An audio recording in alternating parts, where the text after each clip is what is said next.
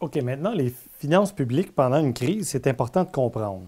Donc, les finances publiques, on peut les résumer encore une fois avec les entrées fiscales et les sorties, les dépenses. Donc, santé, éducation, infrastructures publiques, entretien, l'armée, tout ça. Donc, il y en a plein. Donc, le total des entrées fiscales, par contre, lui-même, il dépend du taux de taxation petit t fois le PIB. Il y a des détails microéconomiques très importants à tout ça, là, donc c'est extrêmement complexe, les finances publiques.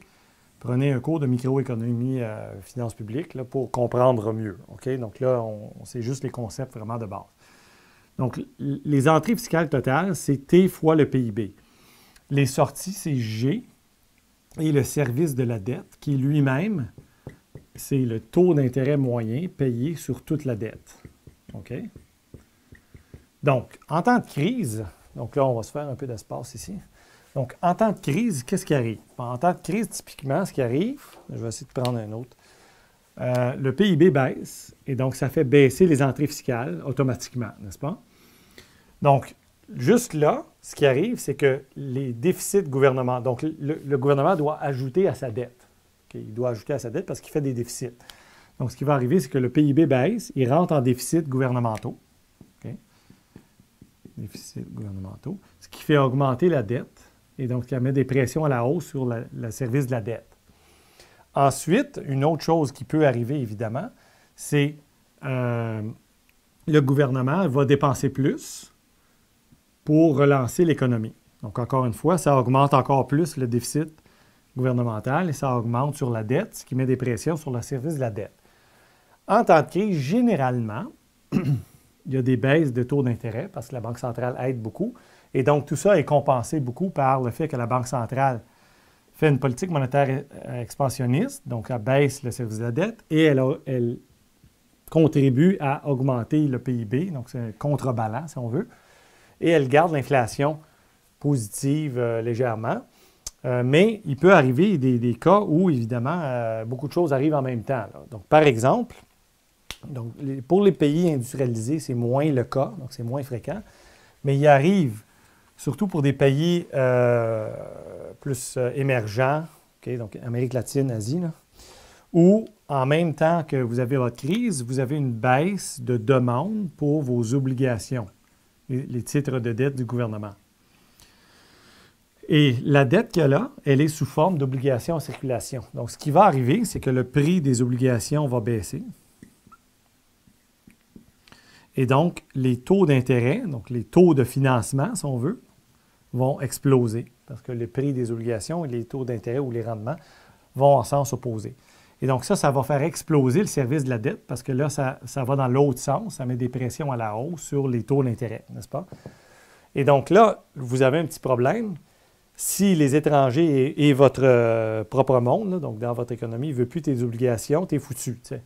Donc, il y a une institution qui peut remplacer ou comme s'organiser pour que le prix ne baisse pas, c'est la Banque centrale. Donc, la Banque centrale, ce qu'elle peut faire, c'est qu'elle peut imprimer de la monnaie, acheter toutes ces obligations-là et donc les enlever de circulation. Donc, il y a une réduction de l'offre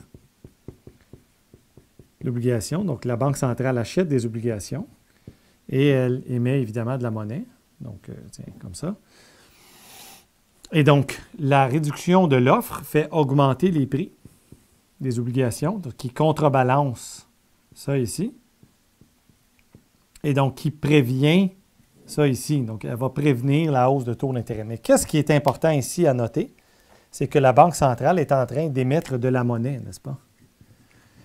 Elle peut faire tout ça si l'inflation est sous contrôle. Dans certains pays plus en développement, là, pendant qu'ils sont en crise, des fois, ils ont des problèmes d'inflation en plus. Et donc, la Banque centrale, elle ne peut pas faire ça parce qu'elle doit contenir l'inflation en même temps. Et donc, vous perdez toute l'intervention de la Banque centrale lorsque l'inflation augmente. Et donc, vous êtes pris avec des hausses de taux d'intérêt, la dette explose et le gouvernement qui est foutu parce que les taux d'intérêt augmentent et il doit faire quelque chose soit avec ses taxes ou bien couper beaucoup, ce qui amplifie l'effet baissier à court terme, évidemment. Et donc là, on rentre dans une espèce de boucle là, de renforcement qui peut devenir assez atroce. Bon, pour les pays industrialisés, ce n'est pas si pire parce que généralement, lorsque l'économie ralentit beaucoup, les taux d'intérêt baissent et Même la demande d'obligations, tout le monde se réfugie dans les obligations. Donc, le prix des obligations fédérales même augmente à la limite. Et donc, les taux d'intérêt baissent. Et ce n'est pas un problème. Mais ça, vous pouvez avoir l'espèce de perfect storm, là, la tempête parfaite, où vous avez des déficits élevés. Donc, l'espèce de tempête parfaite, ça ressemblerait à quoi pour une belle grosse crise là, bien sentie? Encore une fois, ça c'est plus pour les pays en développement, généralement. Donc, une tempête parfaite, ça serait baisse de la demande d'obligations, donc baisse des prix des obligations fédérales et donc hausse de taux d'intérêt.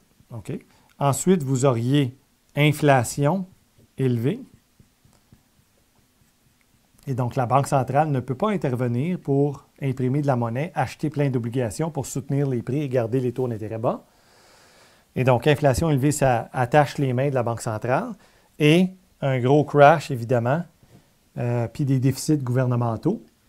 Des déficits gouvernementaux qui font que le gouvernement doit émettre plein d'obligations à des taux d'intérêt très élevés, à des rendements très élevés, des prix très bas.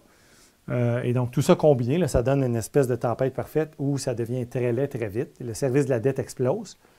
Le gouvernement doit couper ou taxer plus, ce qui amplifie le ralentissement économique à court terme. Et ça devient un peu ardu, quoi, on va dire. Le chômage augmente beaucoup.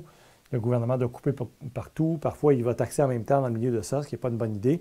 Et la Banque centrale, elle doit choisir entre aider l'économie ou bien ce qui va faire exploser l'inflation encore plus, ou bien juste laisser aller les choses, puis parfois même défendre sa devise, parce que souvent dans tout ça, là, sa devise, dans les pays émergents, là, va se mettre à crasher, donc se déprécier, parce que les prix des actifs émergents vont devenir moins demandés.